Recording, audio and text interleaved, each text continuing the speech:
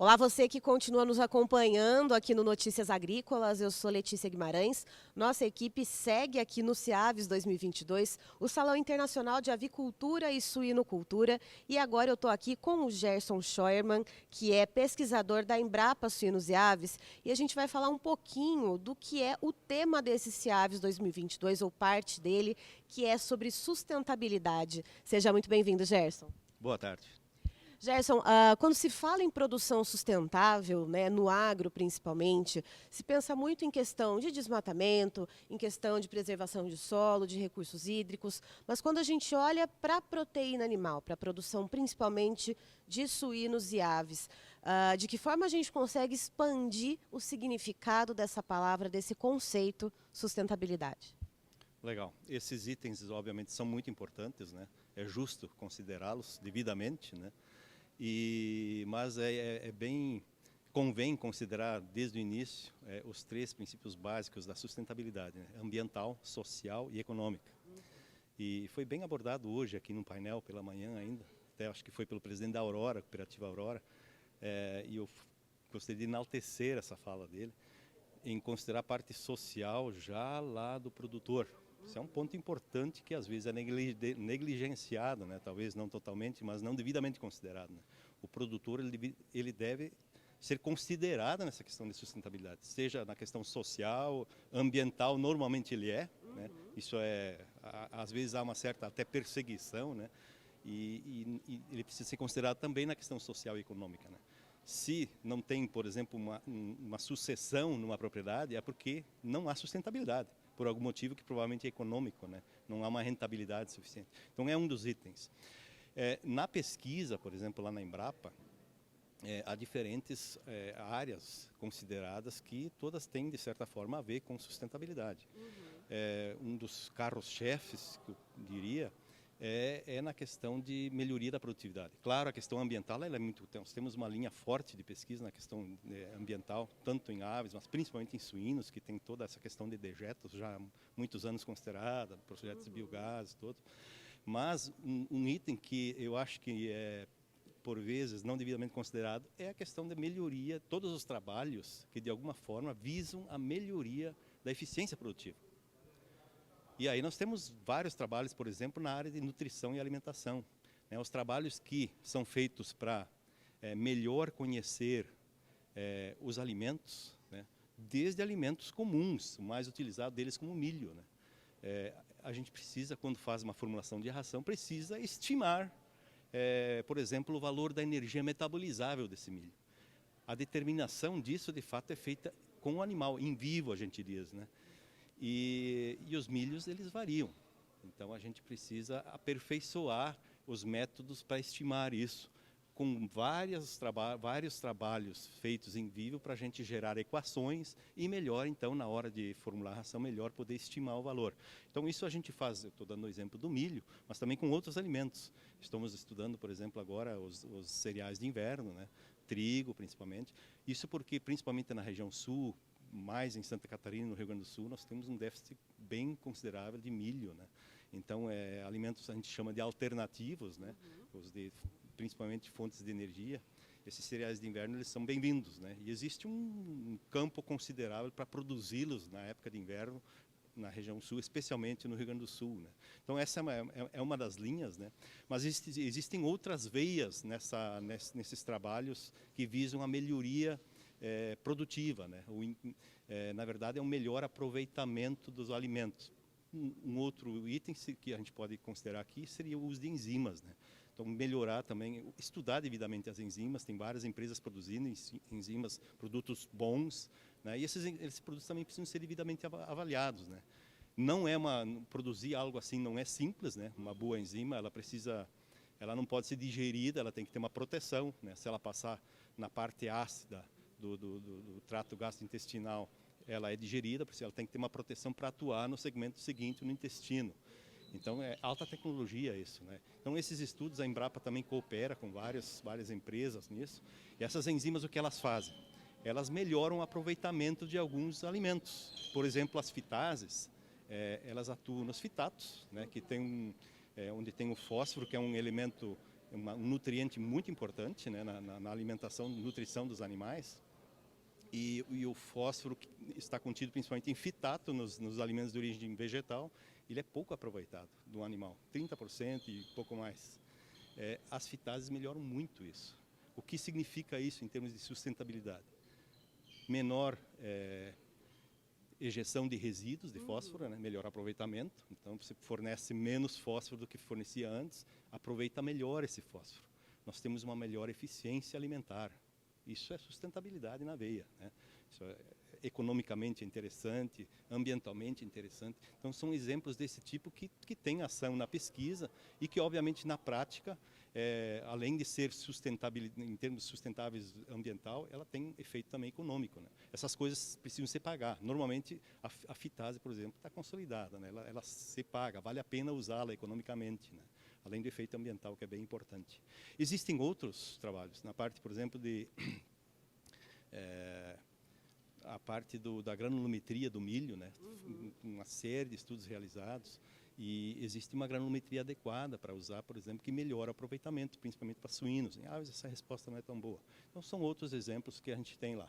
Ou seja, você otimiza a utilização desses recursos, evita a excreção desses elementos, né, que são ou desses nutrientes por parte dos animais, e acaba também economizando em certos aditivos que deveriam ser colocados nas rações e que, se usados, por exemplo, essas enzimas que otimizam a absorção de certos elementos, esses aditivos não são tão necessários assim? As enzimas, de fato, fazem isso. Eu dei só o exemplo da fitase. Existem outras. Existem as proteases, que melhoram o aproveitamento de proteínas. As carboidrases, né? Tem diferentes carboidratos aí. Então, às vezes, se usa uma mescla. Qual é essa mescla? Tudo isso depende de estudos, né? Mas, de fato, é isso. Você vai melhorar o aproveitamento dos alimentos fornecidos, reduzir a excreção, e isso é produzir mais, ou o mesmo, pelo menos, com menos insumos, né? Isso é interessante, né? Isso nos interessa a todos, né? Isso é sustentabilidade, nos diferentes aspectos, né? E nessa linha de sustentabilidade, de pesquisa, aqui no CIAVES 2022, a Embrapa Suínos e Aves teve uma pesquisa premiada, né, aqui no evento, que fala então a respeito sobre a relação da umidade versus a proteína, no caso são os cortes de frango, né, Gerson? Me explica um pouquinho então sobre o que se trata esse projeto, qual é essa ligação com a sustentabilidade e o peso dessa premiação então para o grupo que participou desse trabalho. De fato, nós conseguimos uma premiação com o grupo, né? Nos orgulhamos disso, né? Devemos isso a esse grupo, a própria Embrapa, né, que paga nosso salário, e também a interação com a própria BPA, o Ministério da Agricultura. Essa é uma outra linha de trabalho, mais na área regulatória, né? Nós temos legislações que devem ser cumpridas, né? No caso, é uma legislação que estabelece limites, né, para umidade e proteína, e relação umidade e proteína nos cortes congelados de frango. O que estava acontecendo é que as empresas, né, produtoras aí desses processados aí, estavam com muita dificuldade de atender isso. O que significa isso? Significa que um volume considerável desses cortes era condenado, e, obviamente, isso, em termos de sustentabilidade, é muito negativo, né? Especialmente se isso é injusto, né? Condenado, no caso, inviabilizado para comercialização? Isso, eles recebiam um destino, vamos dizer assim, inferior, né? Ele não era necessariamente descartado, né? Mas é um aproveitamento de baixo valor econômico e tal, o que é ruim para a empresa, é ruim para todo mundo, né? Inclusive pode resultar lá no produtor, né, inicial, né? Conforme nós falamos no início. Fizemos um estudo bem importante, né? Que abrangeu o Brasil todo. Nós coletamos material em 9 estados, os principais produtores de frango. E junto com o Ministério, então, esse material foi coletado, levado para a Embrapa, lá em Concórdia, processado, analisado em laboratório. E a partir disso, então, nós fizemos uma análise estatística para chegar à conclusão de que, de fato, um importante percentual dos cortes de frango já em sua fase fisiológica, ou seja, antes de passar pelo abate. A gente fez essa coleta também, sem que haja absorção de água exógena. No abate acontece isso. Então, nós coletamos o material já na fase fisiológica. chegamos à conclusão que já um importante percentual desse material, já na fase fisiológica, ele violava a legislação, ou seja, nós tínhamos que realmente, é um indicativo claro de que há necessidade de se fazer ajustes nessa legislação. Esse ajuste foi feito, nós já temos agora o Ministério concordou, fez sua análise sobre o trabalho, e saiu recentemente a portaria 557. Então, são novos limites. Antes tinha limite mínimo e máximo para cada corte, agora só tem limite máximo, e o limite máximo é diferente do que tínhamos antes. São limites mais, vamos dizer assim, justos para todos os lados envolvidos, né? Então, é um trabalho assim que a gente chega no desfecho dele de forma exitosa, né? Algo muito bom para todo mundo. Tem seu custo isso, mas isso vai se pagar muito rapidamente, já se pagou de fato, né? Isso é sustentabilidade, né? É menos desperdício, mais justo para todo mundo, isso tem a ver com sustentabilidade, com certeza. Até porque o produtor, nesse caso, o produtor de aves, ele tem ali uma cesta de custos de produção, ele investe para produzir aquele frango e para obter aquele valor de venda no final, seja ele inteiro ou em cortes, enfim.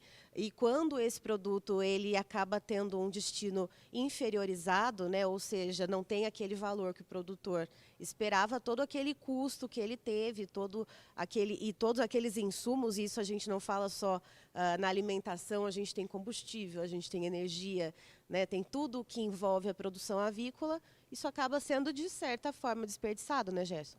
Com certeza, né? E precisamos considerar aqui toda essa questão social envolvida numa planta de processamento, né? São milhares de funcionários que trabalham, que dependem desse trabalho, e uma vez que um percentual considerável de cortes é condenado, recebe um valor inferior, daqui a pouco inviabiliza o processo como um todo, né? E coloca em risco toda uma operação dessas, né? É um custo social elevado, né?